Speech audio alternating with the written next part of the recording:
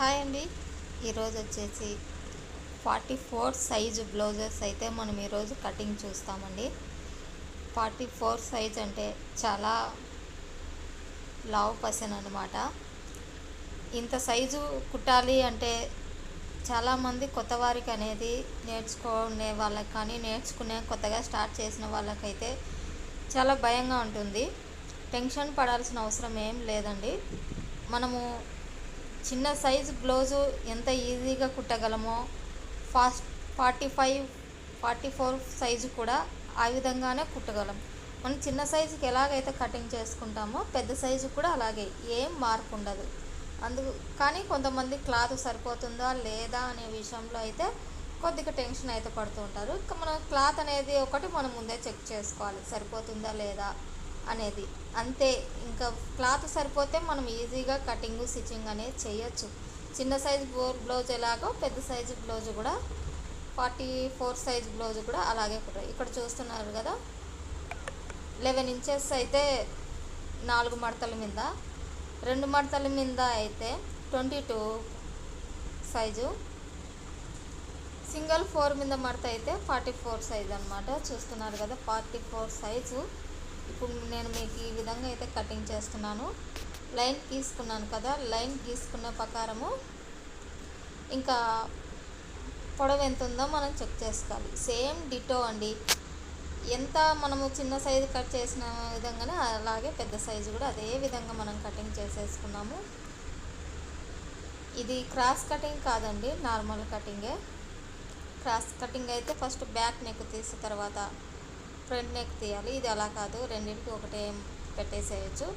ఇక్కడ చూస్తున్న విధంగా అయితే నీట్గా అయితే మనము ఆల్తి బ్లౌజ్ అయితే మనం ఈ విధంగా సెట్ చేసుకోవాలి. ఈ విధంగా సెట్ చేసుకున్న తర్వాత మనము అన్ని లైన్స్ ప్రకారం మనం కరెక్ట్గా అనేది గీసుకోవాలన్నమాట.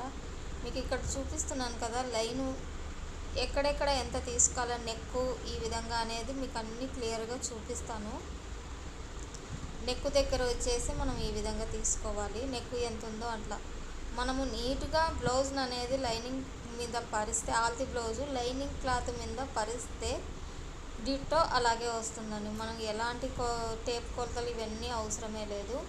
ఇక్కడ నేను చూపిస్తున్నాను కదా, ఈ విధంగా అన్ని మార్కింగ్ 1 by 1 ప్రకారము మనము నెక్కు విడత ఎంత తీసుకోవాలి, షోల్డర్ ఎంత తీసుకోవాలి, సంఖ్య ఎంత తీసుకోవాలి, డిట్టో ఆల్తి బ్లౌజ్కి ఎట్లుంటే అలాగ దింపేసేయచ్చు అనమాట. చూస్తున్నాను కానీ ఇంకా ఫ్రంట్ నెక్ అనేది కొలుస్తున్నాను.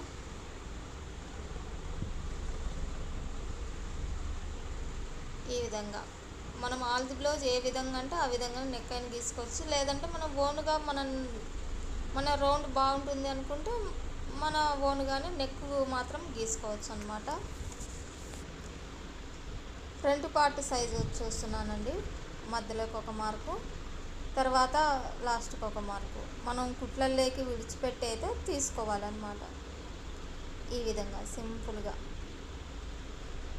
చూడండి ఎంత ఈజీగా వేసాను. ఇంకా సేమ్ అంతే, ఇంకా చిన్న సైజ్ బ్లౌజ్ ఎలా కుడతారో ఇంకా అలాగే అనమాట. కాకపోతే పెద్ద సైజ్ అనేది చాలామంది భయపడుతూ ఉంటారు. కొత్తమ్మ ఇంత పెద్ద సైజు చెడిపోతే సరిగా హ్యాండిల్ చేయలేమేమో, సరిగా కటింగ్ చేయలేమేమో అనుకుంటారు. లేదు, ఏ టెన్షను లేదు. చిన్న సైజ్ బ్లౌజ్ ఎలాగో పెద్ద సైజ్ బ్లౌజ్ కూడా అంతే. కాకపోతే మనం ఒక్కటే చెక్ చేసుకోవాలి, చెప్పాను కదా, క్లాత్ అనేది మనకు సరిపోతుందా లేదా అదొక్కటి చెక్ చేసుకోండి. మిగతా ఏది టెన్షన్ అవసరం లేదు.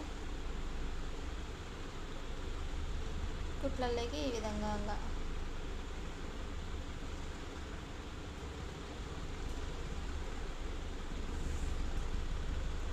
ఇంకా నెక్, ఇంకా బ్యాక్ నెక్ కూడా అంతే. ఇంకా ఆల్తీకి ఎట్లుంటే అలాగే, వీళ్ళు ఆల్తీ బ్లౌజు కరెక్ట్ సరిపోయింది అన్నారు కాబట్టి ఇంకా సేమ్ అది ఎలా ఉందో అలాగే దించుతున్నాను.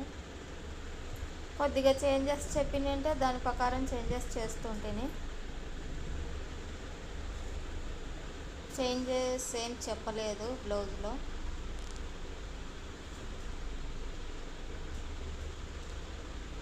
ఈ విధంగా నిదానంగా నెక్ అయితే తీసుకోవచ్చు. చూస్తున్నారు కదా, ఆ విధంగా అయితే మనము నిదానంగా నెక్ తీసుకుంటే సరిపోతుంది. కొలుచుకోండి. మళ్ళీ ఒకసారి డ్రాయింగ్ అనేది గీసినాక మళ్ళీ ఒకసారి అంతా చెక్ చేసుకోండి. ఎందుకంటే సరిపోతుందా లేదా, తక్కువైందా ఎక్కువైందా అనేది మళ్ళీ ఒకసారి పెట్టుకొని చూడండి. నేనైతే పెట్టుకోను. నేను వీడియో కోసమని కొద్దిగా లేట్ అయితే అవుతుంది, కానీ నాకు జస్ట్ 5 నిమిషాలు అయితే పడుతుందండి బ్లౌజ్ కటింగ్కి. అన్నీ మళ్ళీ చెక్ చేస్తున్నాను అనమాట.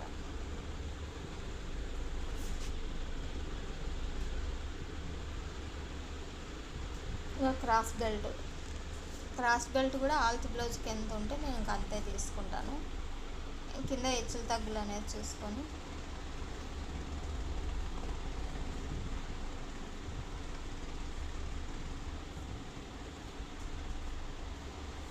నిదానంగా మనం అన్నీ కొలత 1 by 1 ప్రకారం అన్నీ కటింగ్ చేసేసుకొని చూసుకోవచ్చు. ఈ విధంగా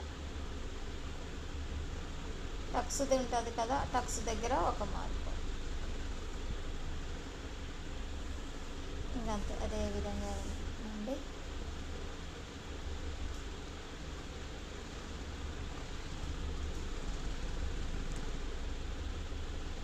అంతేనండి, అయిపోయింది. ఫ్రెండ్స్, ఈ వీడియో నచ్చినట్లయితే ఒక చిన్న కామెంట్ అయితేనేయండి, అలాగే లైక్ కూడా వేయండి. ఓకేనా అండి, బాయ్.